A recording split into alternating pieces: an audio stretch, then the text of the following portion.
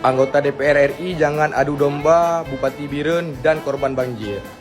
Kata Pak Sekda. Pak Sekda, di saat Anda tidak becus, jangan kami hitam orang lain, Pak Sekda. Lihat Pak Sekda, data hari ini ada nama Biren, Pak Sekda.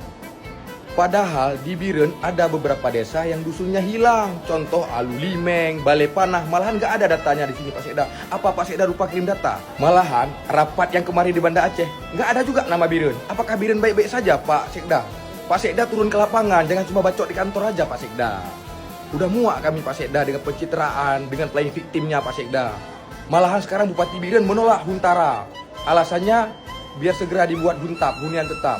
Kayak mana mau dibuat huntap? Sedangkan tanahnya pun nggak ada Pak Sekda. Setidaknya ini kan mau puasa Pak Sekda. Napat ke berlindung leurungnya lebih ehum latha. Lihat nih masyarakat Juli aja Balai Panah aja menginginkan adanya Huntara. Pak Sekda, jangan saya bongkar di sini Pak Sekda. Anda itu bukan level saya Pak Sekda, mohon maaf. Itu ngikrik no komen ron Pak Sekda.